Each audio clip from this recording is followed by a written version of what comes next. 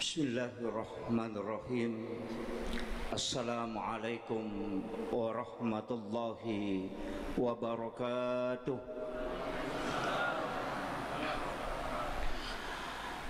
Alhamdulillah, alhamdulillahi rabbil alamin. Wassalatu wassalamu ala asyrafil anbiya'i wal mursalin, sayyidina wa maulana wa habibina wa syafi'ina wa ala alihi wa ashabihi wa sahabatihi ajma'in. Allahumma salli ala sayyidina Muhammadin tibbil qulubi wa dawaiha wa afiyatil abdani wa shifaiha wa nuril absari wa diyaiha wa ala alihi wa sahbihi wa sallim. Allahumma salli ala sayyidina Muhammadin, Allahumma salli ala sayyidina Muhammadin, Allahumma salli ala sayyidina Muhammadin wa ala ali sayyidina Muhammad. Assalamu alayka ya Rasulullah, assalamu alayka ya Habiballah, assalamu alayka ya Aba Barruh, assalamu alayka ya Taha, assalamu alayka ya Yasin, assalamu alayka ya Khataman Nabiyyin. Faqad qala Allah Ta'ala fi kitabihil karim wa huwa asdaqul qa'ilin. A'udzu billahi minasyaitonir rajim. Bismillahirrahmanirrahim. Tabarakalladzi biyadihil mulku wa huwa ala kulli syai'in qadir.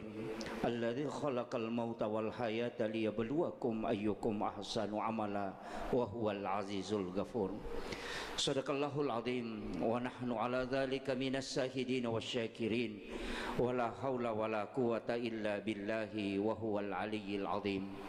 Yang kami muliakan dan kami ta'zimi seluruh jajaran Dewan Pembina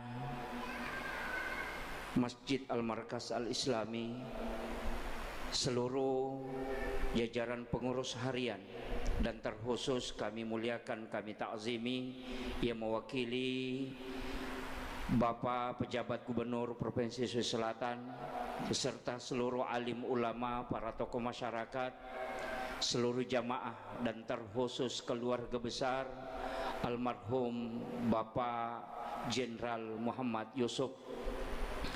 Pada kesempatan ini saya ingin mengajak kepada seluruh jamaah, mari kita bersama-sama menghadiahkan suratul Fatihah kepada almarhum Bapak Jenderal Muhammad Yusuf, sekaligus kita menghadiahkan suratul Fatihah kepada orang yang sangat setia mendampingi beliau, dan saya yakin dia bukan orang sembarang, adalah istri beliau, Ibu Eli Sailan.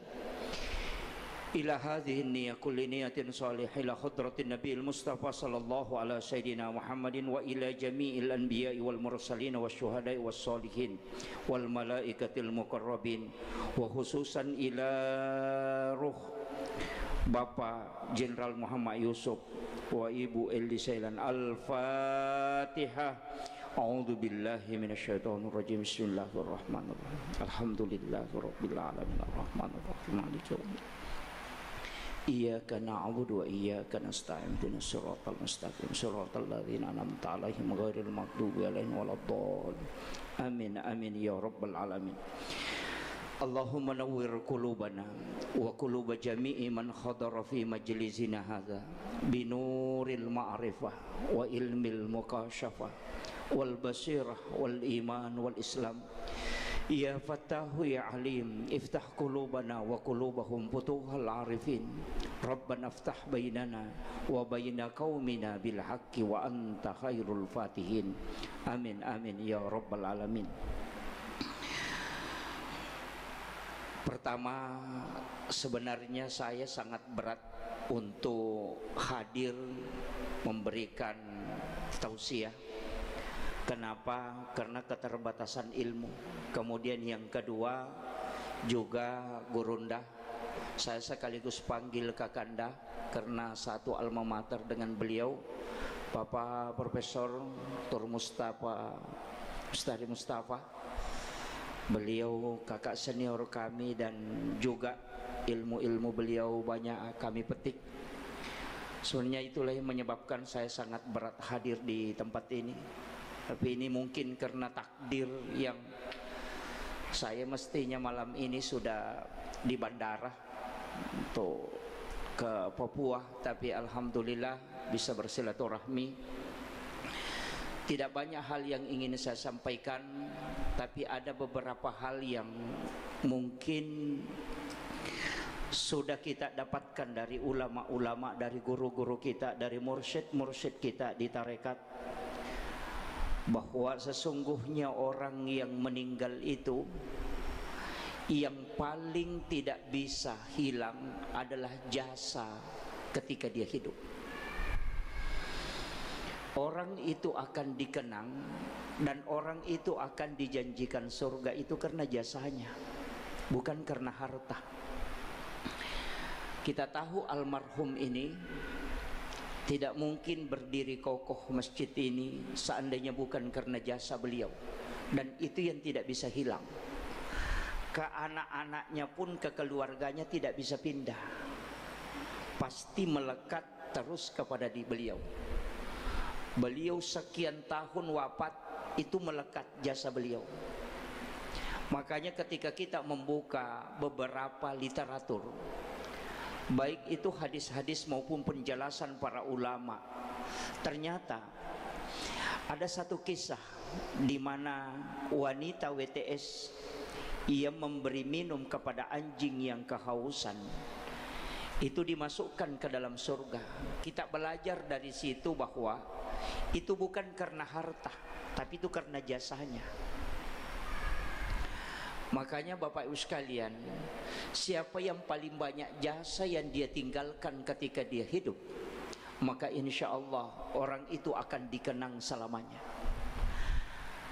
Dan anak-anaknya tidak bisa mengambil jasa itu, siapapun tidak bisa merebutnya, selalu melekat pada dirinya.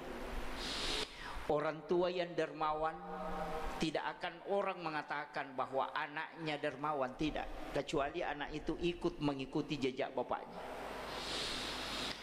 Makanya saya ingin sampaikan pelajaran yang besar kita bisa petik pada malam hari ini adalah melihat 20 tahun yang lalu, bahkan mungkin 40 tahun yang lalu, ketika beliau mungkin memulai masjid ini atau yayasan di sini, itu mungkin berat, tapi memang Allah tidak pernah melihat ke hasil.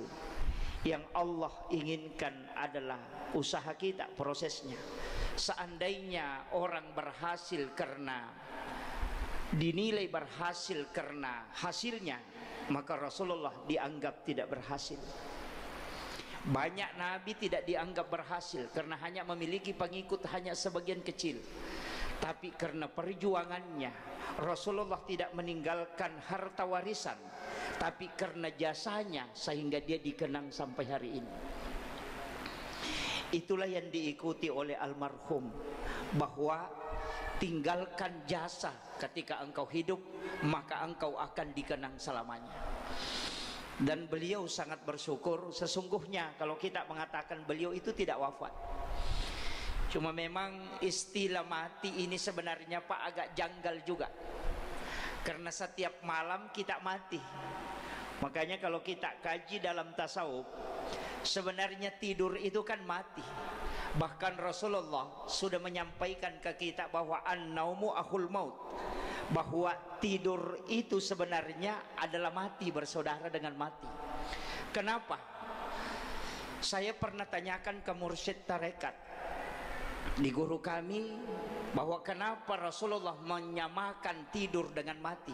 Bahkan doa tidur itu kan bismika Allahumma ahya wa bismika amut. Ketika kita bangun, alhamdulillahilladzi ba'da ma amatana wa ilaihin nusur.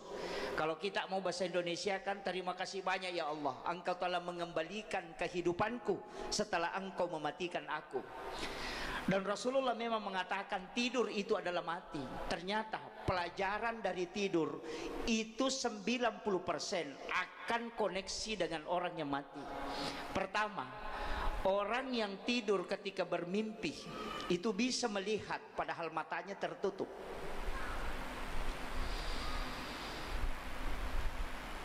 Ini pelajaran penting Pak yang kadang orang lalai.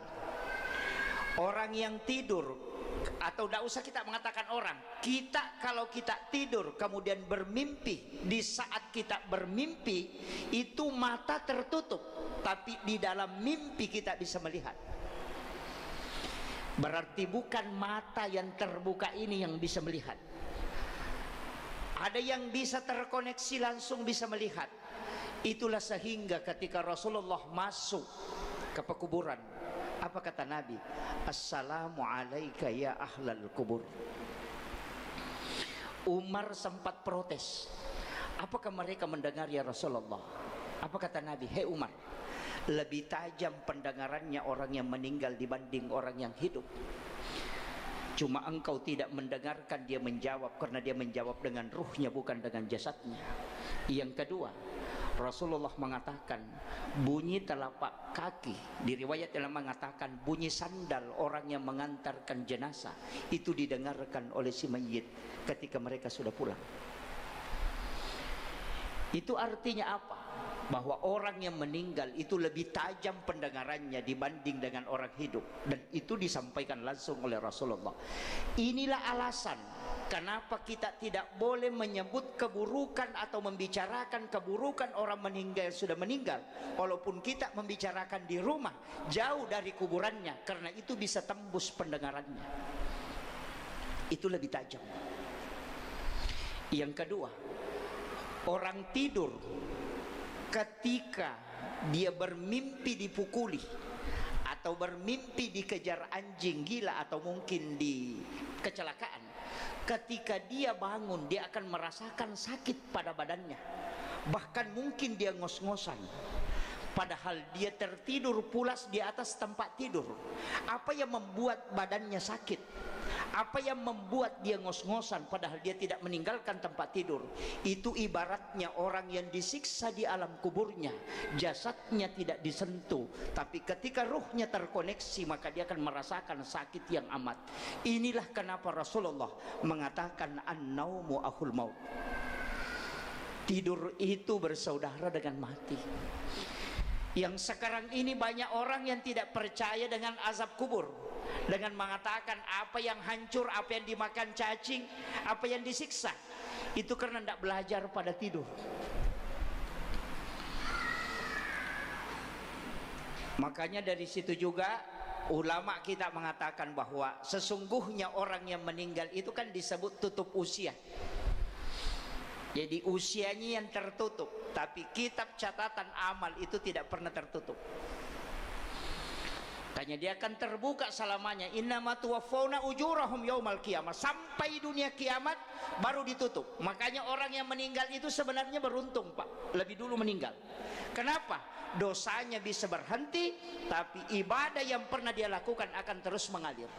Walaupun nanti Rasulullah sudah menyampaikan beberapa hal, makanya saya sering, Pak, mungkin saya salah satu penceramah, banyak di antara kita salah satu penceramah yang selalu menyampaikan kemudahan-kemudahan dan amalia-amalia untuk jalur mendapatkan asbab keselamatan.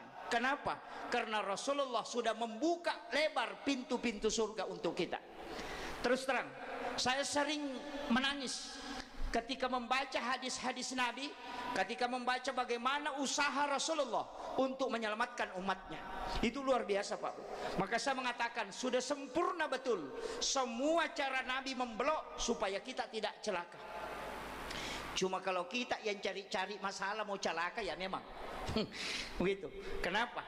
Coba kita dengarkan doa Rasulullah. Yang pertama dia minta, umur umatku jangan panjang ya Allah. Itu dia yang minta. Makanya di dalam hadis itu disebutkan likulli syai'in hasabi wa hasabi ummati baina si'tina wa sab'in, antara 60-70 tahun. Kenapa dia minta tidak sama dengan umat-umat terdahulu? Ada yang sampai 300 tahun. Karena Nabi khawatir kalau dia melakukan dosa terlalu lama dihisab. Itu yang tidak diinginkan Rasulullah. Kalau ada bupati 2 periode, Pak, lama diperiksa itu. Tapi kalau ada bupati cuma 3 bulan, itu periksanya sebentar. Iya, kan begitu. Makanya umat Rasulullah, Nabi tidak inginkan terlalu panjang umurnya, makanya dia minta antara 60-70 tahun. Makanya ulama tasawuf selalu mengatakan orang yang meninggal antara 60-70 tahun sebenarnya adalah panggilan Rasulullah untuknya. Antara 60-70. Dan kita beribadah sebenarnya kalau dihitung-hitung tidak banyak, Pak. Tidak banyak.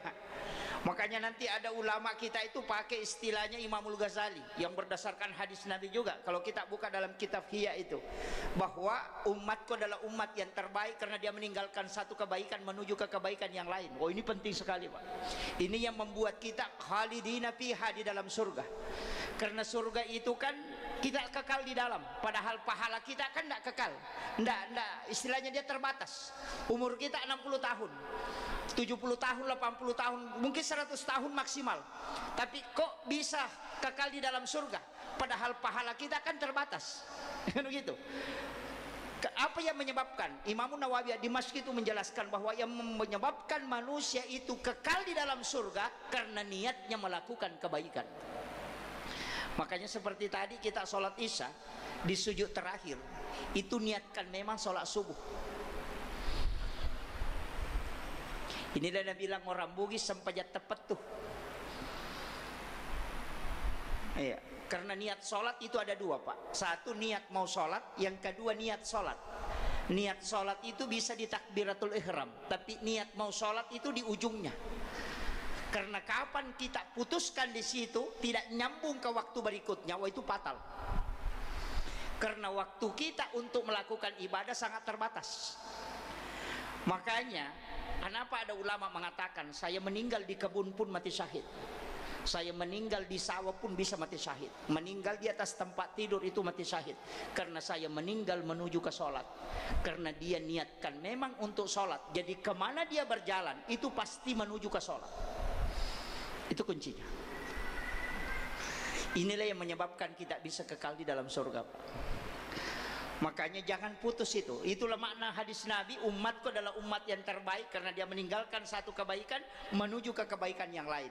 Inilah yang ditafsirkan ulama tasawuf mengatakan kenapa salam dalam sholat itu ada dua, salam ke kanan dan salam ke kiri. Orang salam itu kena dua, bertemu dan berpisah.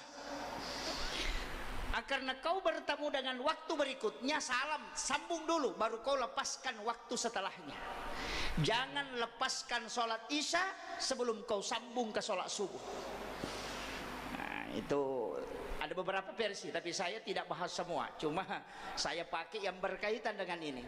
Ini kuncinya. Makanya semua, Pak, sholat, sedekah, pokoknya zakat, sholat tarwih, di sujud terakhir, rakaat terakhir, di sholat tarwih, di situ niatkan memang untuk tarwih tahun depan.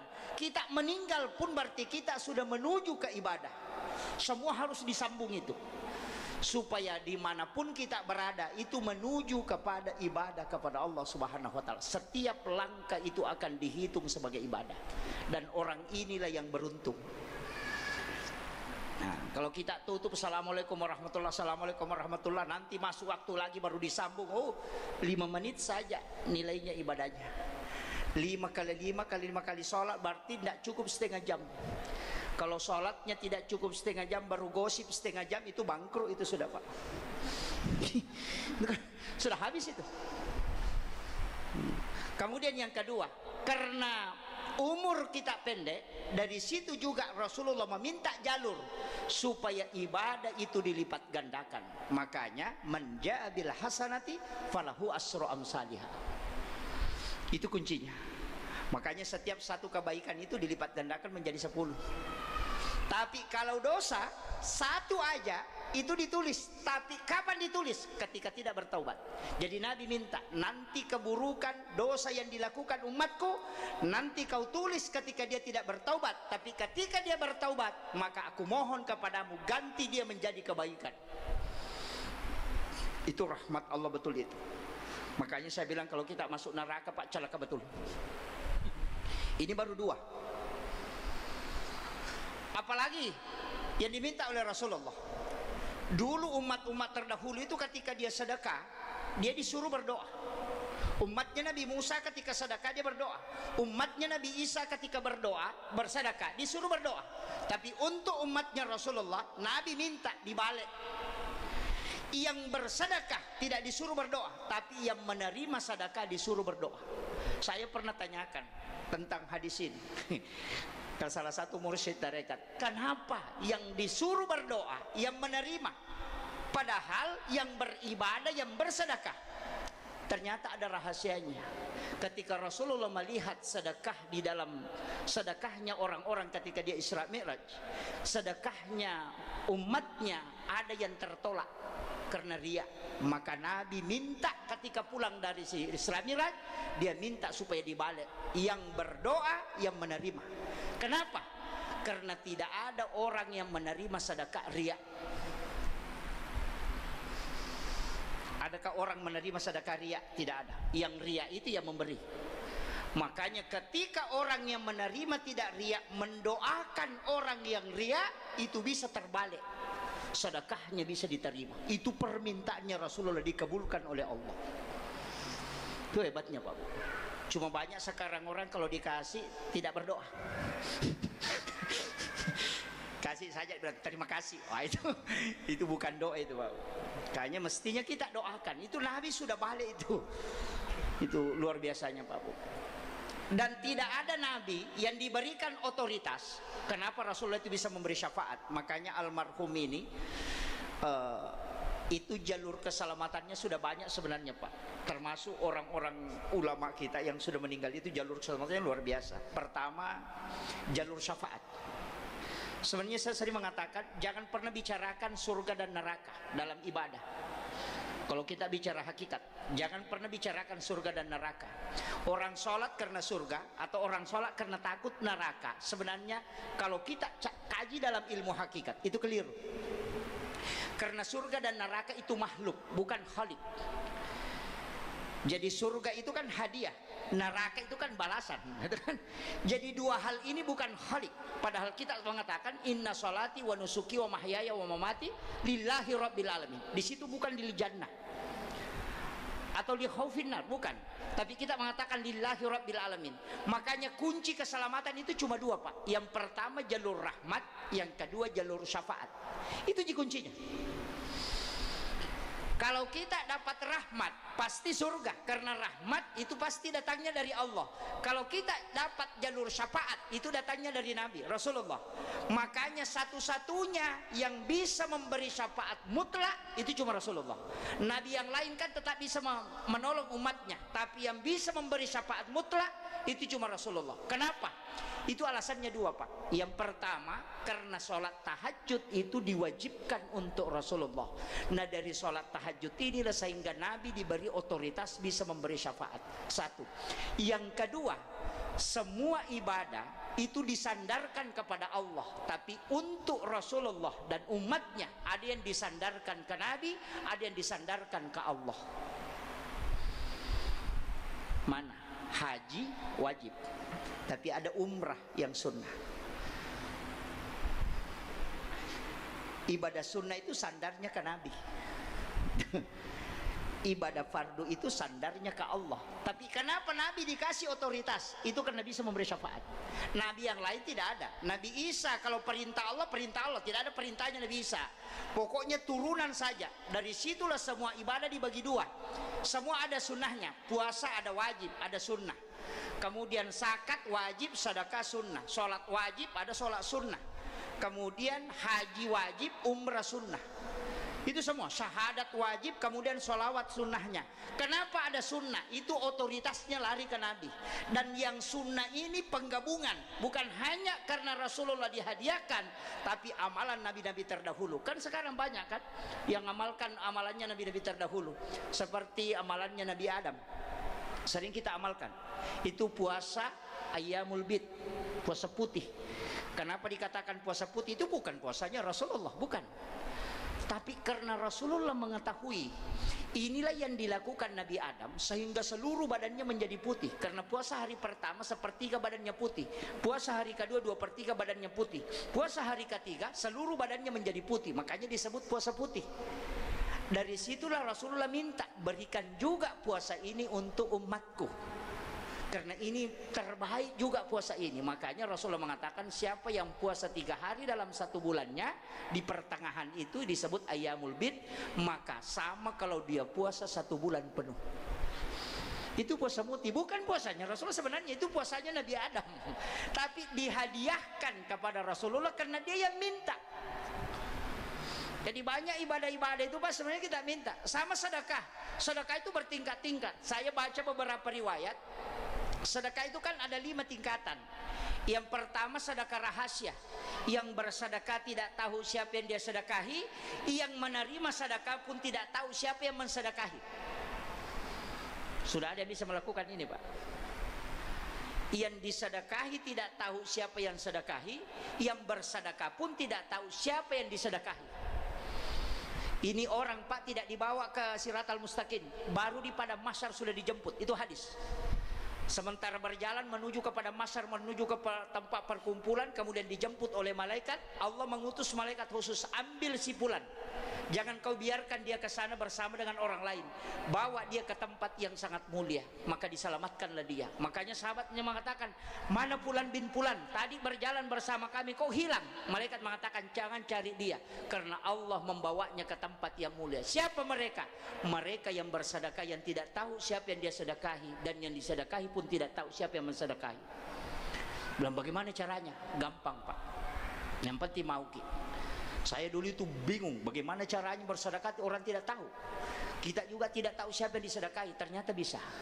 Datang ke pondok pesantren tahfizul Quran, datang ke pondok-pondok pesantren, datang ke panti asuhan, datang ke tempat-tempat yang bisa kita bantu orang.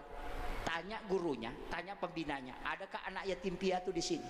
Beliau mengatakan ada. Tidak usah kasih tahu saya namanya, jangan perlihatkan saya fotonya. Saya mau bayar ongkosnya sekolah di sini atau menghafal di sini sampai selesai, tapi jangan pernah beritahu dia bahwa saya membantunya, dan jangan pertemukan saya dengan dia. Itulah maksudnya, yang membantu tidak melihatnya, dan yang dibantu pun tidak tahu siapa yang membantunya. Itu dijemput khusus Pak.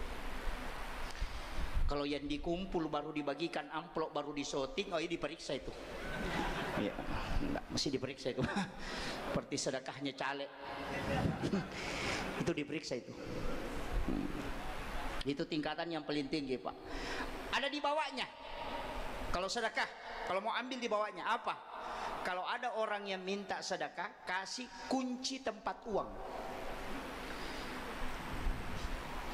Kalau ATM, kasih PIN ATM. Biarkan dia mengambil sesuai berapa yang dia butuhkan. Itu masih susah, karena biar ustaz takut. Saya dapat informasi dari guru tak bahwa ada salah satu donatur di Universitas Al-Azhar Kairo Mesir. Itu ketika tiba waktunya mahasiswa dibantu dengan untuk pembelian seragam, dia hanya menyerahkan nomor dan kunci peti besinya kepada bendahara Al-Azhar, bahwa uang ada di sana, silahkan ambil, kalau kurang sampaikan, kalau ada sisanya simpan. Itu tidak pernah dia mau tahu berapa yang dia sedekahkan. Tapi anehnya, setiap sudah ditutup kemudian dia buka ketika bermalam, 1 malam itu justru penuh.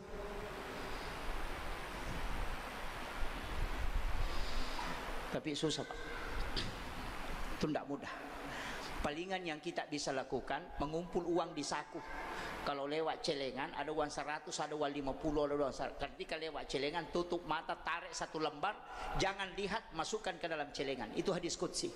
Siapa hambaku yang memberikan kepadaku, dia tidak menghitungnya, maka aku pun akan membalasnya dengan tidak menghitungnya pula. Palingan itu yang bisa dilakukan.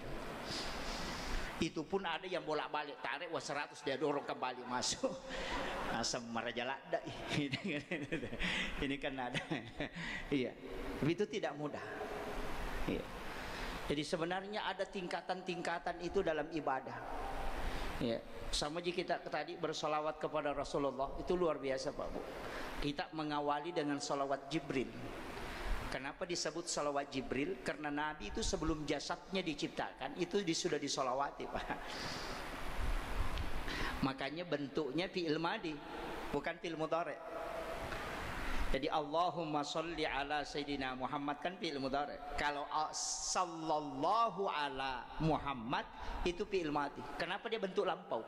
Karena sebelum jasadnya Rasulullah diciptakan, paling pertama itu nurnya. Makanya dalam Al-Quran disebutkan, ini yang dipakai dalil ulama sufi, qad ja'akum minallahi nurun wa kitabun mubin. Jadi kada ja'akum minallahi, telah datang dari Tuhanmu nurun, cahaya, baru wa kitabun mubin, dan kitab yang menerangkan. Makanya Al-Quran, Taurat, Injil, Zabur itu belakangan. Yang pertama itu nur. Itulah yang dimaksud ulama kita nurun Muhammad. Makanya malaikat Jibril itu bersalawat mengatakan sallallahu ala Muhammad, bukan Allahumma sholli. Kenapa bentuknya fi'il madhi? Karena jasad belum diciptakan tapi sudah disolawati. Yang disolawati adalah nurnya. Makanya disebut salawat Jibril. Makanya kita pakai kalau mahalul qiyam kan itu yang dipakai sallallahu ala Muhammad. Kenapa bukan Allahumma sholli? Karena yang kita salami adalah nurnya Rasulullah. Walaupun nanti itu kan terbagi, dua perintah itu bersamaan sebenarnya, mengirimkan salam dan sholawat. Cuma kadang kita lupa. Sering kita penceramahkan kalau ngomong, mari kita mengirimkan salam dan sholawat, baru dia bilang Allahumma sholli ala Muhammad. Dia lupa satu itu, mengirimkan salam, assalamu alaika ya Rasulullah. Kalau mengirimkan salawat, Allahumma sholli ala Muhammad. Makanya dalam sholat itu lebih dahulu assalamu alaika ayyuhan nabiyyu, baru salawat di belakangnya. Apa bedanya dua hal ini? Kalau salam koneksi, kalau salawat syafaat. Itu bedanya. Makanya siapa yang banyak mengirimkan salam itu untuk koneksi dengan Rasulullah. Tapi siapa yang banyak mengirimkan salawat, maka dia akan mendapatkan syafaat. Kan dua kuncinya, Pak. Dari semua ibadah, yang paling dominan ibadah itu besar potensi keselamatannya cuma salawat. Kita tidak hitung dulu sholat. Kalau zikir ya, kalau sholat kan lain, berdiri sendiri. Dari semua ibadah, puasa apa, pokoknya semua ibadah yang potensinya untuk membawa keselamatan itu cuma salawat. Kenapa? Karena dia dimensi dua. Allahumma sholli ala Sayyidina Muhammad wa ala ali Sayyidina Muhammad, itu dikirim ke Allah, dibalas menjadi 10 kalau satu kali. Nah salawatnya Allah itu rahmat, jadi itu 10 kali. Kemudian malaikat juga bersalawat kepada kita. Salawatnya malaikat bukan Allahumma sholli, tapi permohonan ampun di hadapan Allah supaya dosa-dosa kita diampuni oleh Allah. Kemudian yang kedua, jalurnya melintang, lari ke Nabi. Rasulullah mengatakan, siapa yang mengirimkan salawat kepadaku, maka ada malaikat yang mengantar khusus. Jadi dua, Pak bendaharanya. Orang salawat itu dilapor ke Allah, satu dilapor ke Nabi. Yang dilapor ke Allah itu jalur rahmat, yang dilapor ke Nabi itu jalur syafaat. Makanya inilah alasannya ulama mengatakan kalau tidak ada zikir yang kau hafal, salawat saja. Kan itu aja. Karena di dalam salawat unsurnya 3. Yang pertama pengampunan, yang kedua syafaat, yang ketiga rahmat. Kan sudah dapat tiga-tiganya kan. Nah, ini makanya banyak orang lebih memperbanyak salawat ketika dia berzikir. Dan orang yang sudah berzikir dengan membaca salawat itu bisa langsung minum, Pak. Tapi membaca la ilaha illallah dan istighfar jangan langsung minum. Itu di Imam Nawawi itu. Kadang kan kalau kita sudah berzikir kemudian agak kering tenggorokan, kita langsung minum. Jangan, kecuali sudah salawat. Biarkan jin dalam darah itu terbakar. Makanya sama dengan orang sholat tarawih. Kadang selesai salam ambil lagi air, minum lagi, baru berdiri lagi. Oh, itu mesti membakar jin dalam tubuh.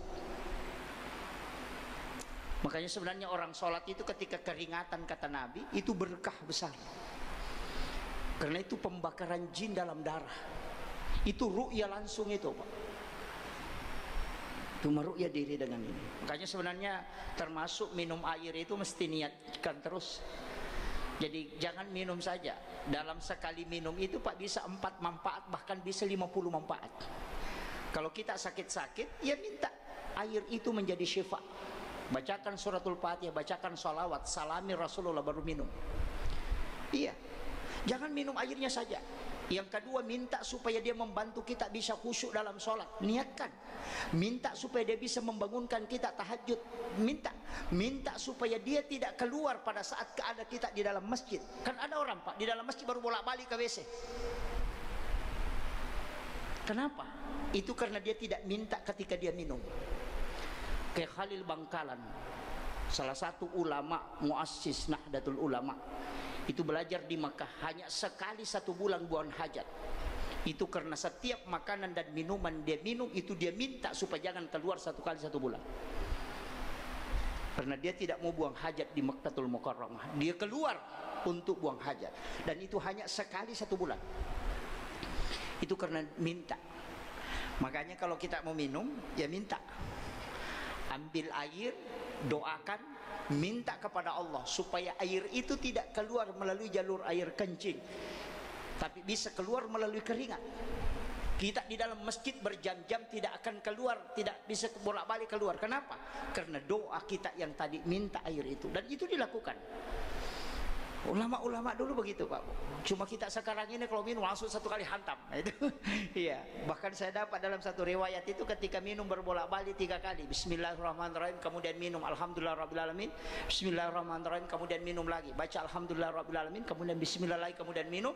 Baca Alhamdulillahirrabbilalamin, baru letakkan. Selama air itu masih ada di dalam perutnya, maka dia tidak akan melakukan dosa besar. Itu berkahnya minum dengan 3 basmalah. Soalnya niatnya begitu Pak. Jadi semua, makanya kunci kenapa Imam Nawawi ini meletakkan niat di situ. Kemudian untuk orang yang meninggal, yang pasti sampai itu yang pertama adalah sedekah. Pasti itu. Iya. Siapapun yang bersedekah, yang penting dia niatkan untuk almarhum, itu sudah sampai.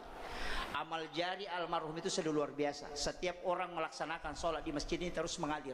Tapi sebenarnya kalau kita buka hadis Bukhari Muslim, ada sedekah yang paling besar pahalanya Pak. Ada sedekah yang paling besar pahalanya, bukan bangun masjid. Bukan. Jadi saya pernah mengumpulkan hadis-hadis tentang sedekah. Mana sedekah yang paling banyak pahalanya? Bukan bangun masjid. Bukan. Yang paling besar pahalanya adalah mengalirkan air. Itu Bukhari Muslim. Sumur bor.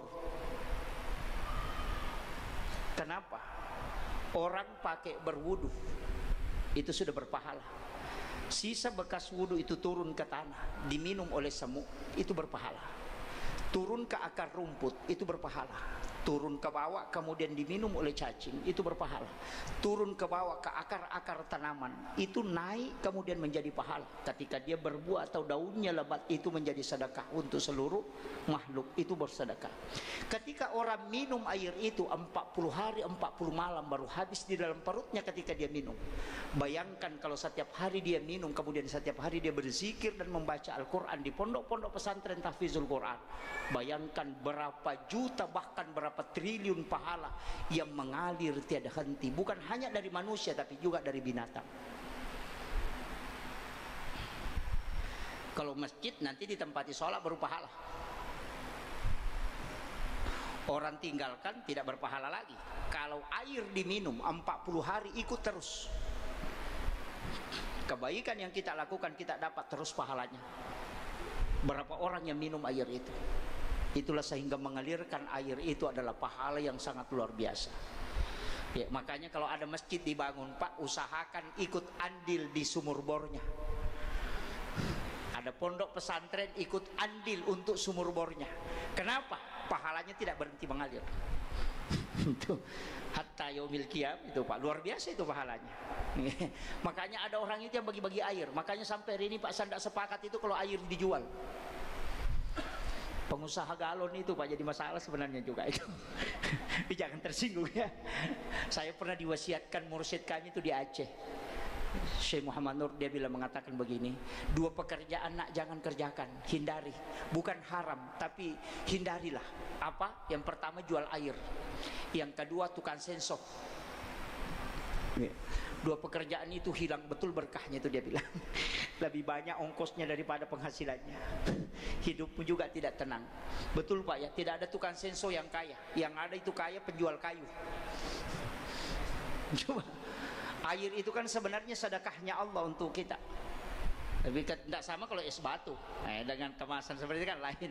Tapi kalau kayak airan itu ya saya masih ini. Kalau kayak air galon itu biasa saya kasih tahu penjual air galon, bagaimana keuntungannya jual air galon. Dia bilang tidak ada Ustaz, cuma tidak baik aja kalau berhenti.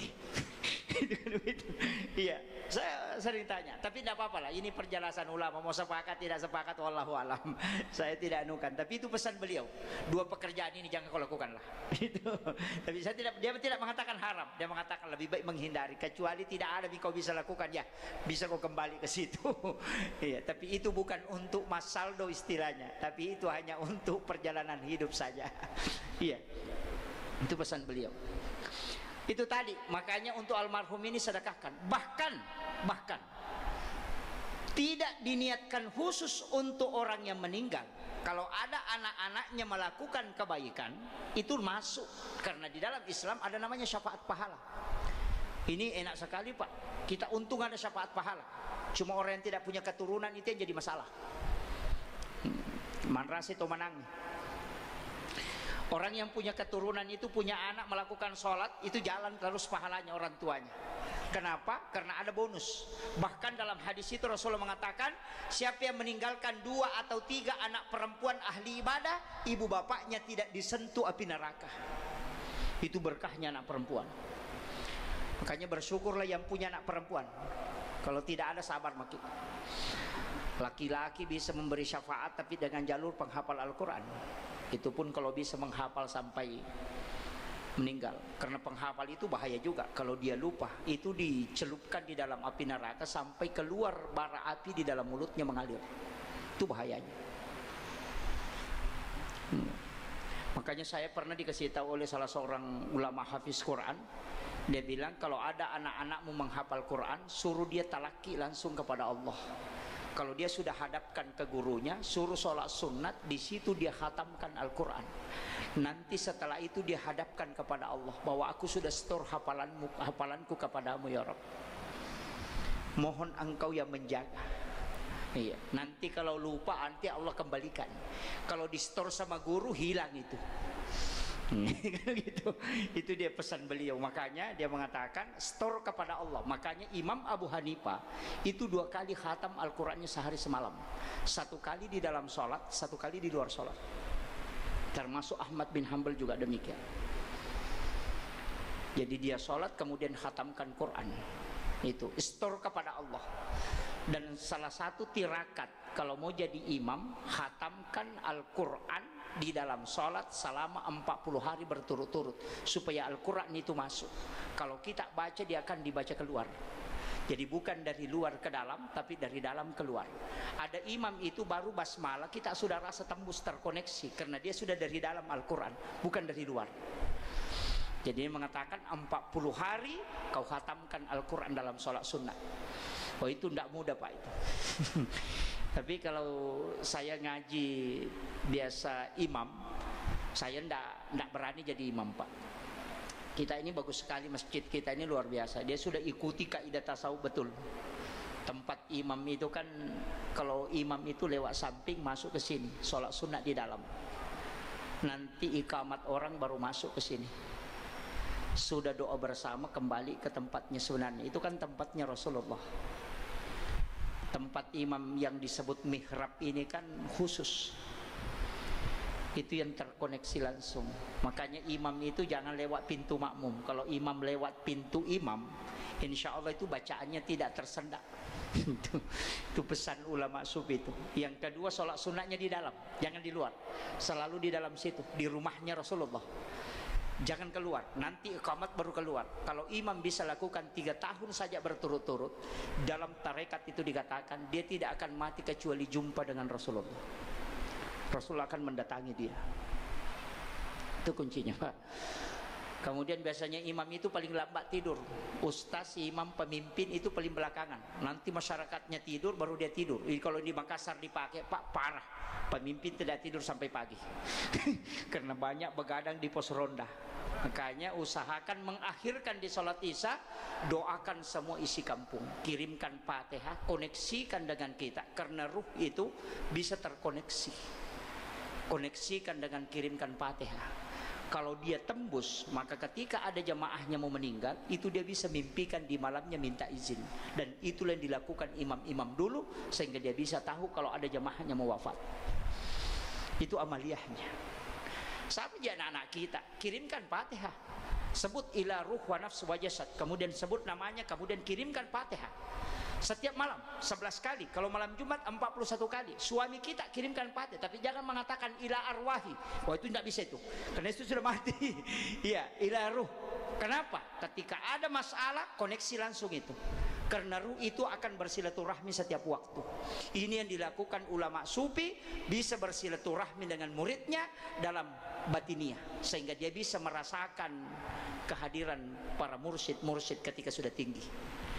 Nah, itu sebenarnya bisa sih kita lakukan. Wah, ini sudah 1 jam, Pak. Kemudian tadi sedekah, yang kedua usahakan doakan, ziarahi kuburnya. Saya dulu itu malas sekali ziarah kubur, Pak, tapi berkat ulama-ulama mengajarkan, saya buka kitab-kitab hadis, baru saya paham. Seandainya dulu kan pahamku begini, tidak usah datang ke kuburan, cukup di tempat sholat kita selesai salam, kirimkan Fatihah, kan sama ji, kan dikirimkan ke ruhnya. Datang ke kuburan sama ji, di masjid lebih bagus, tidak capek-capek lagi datang ke kuburan, selesai salam kirimkan Fatihah, kan sama ji mengirimkan, kan terkoneksi dengan ruhnya. Itu dulu yang saya pahami. Tapi setelah membaca, setelah mempelajari, ternyata kenapa Rasulullah disuruh ziarah? Seandainya doa sudah cukup, Nabi tidak disuruh ziarah. Ternyata ziarah itu penting. Cuma susah mengikuti Nabi ziarah, karena Nabi itu ziarah kubur malam Jumat jam 11 sampai subuh. Makanya pulang dari ziarah itu Nabi sholat subuh membaca 2 surah, Alif Lam Mim Tanzilu dengan Al-Insan. Yang banyak orang salah paham, dia kira sunnahnya sujud tilawah, padahal bukan. Yang sunnah itu membaca 2 surah. Di subuh Jumat itu disunnahkan membaca Alif Lam Mim Tanzilu di rakaat pertama dan Al-Insan di rakaat kedua. Jadi bukan sujud tilawah. Cuma kebetulan di Alif Lam Mim Tanzilu ada ayat As-Sajadah, makanya kita sujud tilawah. Makanya ada imam itu potong 3. Dia tidak ambil Al-Insan, kan. Itu kalau di kitab-kitab fikih itu. Makanya ulama kita itu menjelaskan tentang mana kedudukan sunnahnya di situ, bukan sujud tilawahnya. Nah, kalau ziarah malam Jumat, memang Pak, coba pernah kita ziarah datang sendiri ke kuburan, tidak ada yang temani, hanya mendengarkan bunyi jangkrik, pasti kita mengatakan, kalau aku wafat seperti ini, maka iman akan bertambah kuat. Nah, orang ziarah sekarang marombongan, baru mas selfie, baru upload lah, mudah-mudahan dilapakan. Apalah apa, nah tidak mendoakan. Itu kuncinya. Iya, ziarah sendiri, duduk menunggu sampai waktu larut malam, doakan orang-orang yang ada di alam kubur, dengarkan bunyi-bunyian yang ada di situ, maka kita mengatakan, kalau aku wafat seperti ini. Makanya Umar bin Abdul Aziz ketika imannya mulai lemah, maka dia datang ke kuburan untuk duduk semalam suntuk. Itu bisa kuatkan iman kembali. Tidak ada pejabat berani, Pak. Itu. Kemudian kalau datang ke kuburan, ya doakan, karena mereka itu melihat. Makanya ini terakhir, Pak, perlakuan orang mati itu persis perlakuan orang hidup ke orang hidup. Coba, kalau kita masuk ke rumah orang, salami. Kita juga ke kuburan salami. Yang kedua, buka sandal. Ketika ke rumah orang, buka sandalmu, ihlanal. Ketika masuk ke dalam kubur juga buka sandalmu. Yang ketiga, jangan engkau melangkahi batu nisan, apalagi duduk di atas nisan. Itu persis sama dengan orang hidup. Jangan kau melangkahi orang yang ada duduk di situ. Itu perlakuan orang yang sudah meninggal, itu persis sama. perlakuan kita kepada orang hidup. Itu sebenarnya rumput-rumput yang tumbuh di atas kuburan itu jangan dicabut, Pak. Karena itu menjadi sedekah untuk almarhum. Ketika dinaungi semut, ketika ada binatang yang berlindung di situ, maka itu menjadi sedekah untuk almarhum. Kecuali rumputan itu sudah membuat kotor, bisa dirapikan. Tapi ketika ada kayu yang tertancap akarnya sampai bisa tembus ke tulang-tulang jenazah, maka bunuh kayu itu bihurmatil jenazah. Itu penting saya nukan, karena banyak kuburan, Pak, sebenarnya cuma kita kuburan tidak teratur. Susah, kita tidak mau tidak langkahi, tidak bisa, susah. Makanya itu yang penting. Kemudian menghajikan orang meninggal itu versi fikih ada dua. Ada orang yang bisa tidak dihajikan, Pak. Yang mana? Yang tidak pernah berniat haji.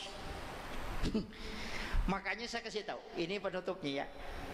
Kalau punya uang, daftar ke haji, tidak usah di plus, yang umum saja. Nabilah lama sekali, bukan urusan tak yang lama. Yang penting mendaftar. Karena kita tidak berangkat bukan karena tidak mampu, tapi karena terhalangi oleh aturan negara, maka orang itu dihukumi berhaji. Ada yang parah, dia sudah daftar di umum, dia bilang lama sekali, nah tarik uangnya baru berangkat umrah. Oh, itu orang terbalik otaknya itu. Kita mohon maaf ya, saya mengatakan terbalik karena hajinya wajib, umrahnya sunnah. Itu sama dengan jual HP-nya baru beli pulsa, itu persis sama. Iya, nggak usah kalau nggak berangkat, nggak usah pikirkan itu. Yang penting sudah mendaftar. Kenapa? Karena kita tidak berangkat bukan karena tidak mampu, tapi karena terhalangi oleh aturan negara, dan itu tidak menggugurkan haji yang kita niatkan. Itu sudah dapat, Pak. Itu kuncinya. Makanya kalau ada orang tak mendaftar, Nabi bilang 30 tahun, bukan urusan itu. Yang penting sudah mendaftar. Ketika kita meninggal kala, orang bisa hajikan kita. Karena kita sudah berniat untuk haji. Ini penting saya sampaikan, jangan sampai salah kaprah. Tentang bilang masih latar lalu lama menunggu apa lagi di Sulawesi Selatan kan. Kalau sidra Pak, lebih lama lagi. hampir 40 tahun kayaknya. Makanya kalau sudah masuk TK, daftar haji. Insya Allah selesai S2 baru bisa berangkat. Insya Allah. Saya kira ini yang penting saya wasiatkan. Persiapkan diri kita. Tapi insya Allah Rasulullah itu sudah menunggu kita. Satu surah jangan tinggalkan. Kalau bisa hafal-hafal Suratul Mulk, Tabarakah. Karena siapa yang menghafal surah ini insya Allah akan dijamin di alam kuburnya tidak akan kena siksa. Bahkan kita bisa menyelamatkan orang ketika dimasukkan ke dalam lahat. Ambil 2 genggam tanah, bacakan surah Al-Qadr 7 kali. Itu di kitab Iyanatut Talibin, walaupun ada mengatakan hadisnya lemah, hadis dhaif. 7 kali. Kemudian taburkan di kain kafan, kemudian taburkan yang di tangan kanan itu menyentuh bagian wajahnya. Siapa yang melakukan itu maka si mayit ini tidak akan terkena azab kubur. Walaupun hadisnya diperselisihkan, tapi di kitab Iyanatut Talibin, kitab-kitab para ulama Ahlus Sunnah wal Jamaah itu meyakini. Tapi saya yakin bahwa hadis dhaif boleh dipakai dalam rangka fadailul amal. Itu semua ulama sepakat di situ. Makanya doakan. Kita datang ke kuburan, doakan. Di rumah kita doakan. Sebenarnya itu koneksinya dengan orang meninggal itu bisa, Pak. Sesungguhnya mereka itu tidak mati di sisi Allah. Beliau ini, saya mengatakan istrinya beliau. Tadi saya kenapa kirimkan Fatihah? Saya justru kagum dengan istri beliau. Walaupun saya tidak pernah ketemu. Kenapa? Dia yang orang hebat. Dia orang hebat. Sebagaimanapun hebatnya seorang laki-laki, tapi lihat siapa yang di sampingnya. Ini penopangnya. Karena beliau yang lebih dulu meninggal dibanding istrinya, makanya karirnya itu tidak pernah turun hingga dia wafat. Tapi ketika terbalik, istri yang lebih dulu meninggal, maka laki-laki itu bisa drop. Makanya coba lihat, Soeharto orang hebat, kapan dia jatuh? Ketika Ibu Tin wafat. Habibie orang hebat, kapan dia tidak bisa melakukan apa-apa? Ketika Ibu Ainun wafat. SBY siapa yang tidak kenal beliau? 2 kali jadi presiden, Panglima TNI. Tapi kapan dia tidak bisa melakukan gerakan yang kuat dan mengambil kebijakan sempurna? Ketika Ibu Ani tidak ada di sisinya. Demikian juga dengan Rasulullah ketika Khadijah wafat. Makanya sehebat apapun laki-laki, lihat wanitanya, itu yang penopang paling kuat. Makanya saya wasiatkan semua jamaah, cintailah istri sepenuh hati, karena rahmat, berkah, keberhasilan di situ kuncinya. Itu aja Pak. Kalau ada laki-laki yang mencoba mempermainkan wanitanya, lihat, pasti dia jatuh. Tidak usah jauh, pimpinan pondok pesantren saja yang hafal Quran, hafal hadis, bisa sehina-hinanya, padahal dia sudah hafal Quran. Ketika dia melakukan penyelewengan, apalagi yang tidak hafal Quran, setengah hati. Jangan tunggu dia selamat. Kan begitu Pak, yang hafal Quran saja bisa dijatuhkan oleh Allah. Makanya disebut wasasabila. Hati-hati di situ. Dan beliau ini kokoh, hebat, itu karena istri beliau. Dan istri beliau itu, saya mengatakan, dia adalah salah satu dari kekasih Allah. Pasti punya amalan tertentu, tidak mungkin tidak. Dan bisa kita tanyakan ke keluarganya.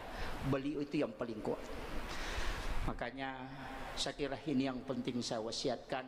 Mudah-mudahan ada manfaat. Mohon maaf atas segala kekurangan. Tidak ada niat untuk menggurui, tapi ini karena amanah. Bukan berarti saya yang pintar Pak berdiri di sini, tidak. Ini sebenarnya kita yang lebih banyak bicara, ini yang lebih banyak tanggung jawab. Yang lebih banyak diam itu yang selamat. Nanti saya cuma kalau tidak bicara kita tidak ada apa-apa. Itu masalah. Makanya mudah-mudahan ini ada asbab. Doakan kami, tak saling mendoakan. Semoga kami tetap istiqamah. Jazakumullah khairan katsiran. Wallahul muwaffiq ila aqwamit thariq. Nasrun minallahi wa fathun qarib wa basyiril mu'minin. Assalamualaikum warahmatullahi wabarakatuh.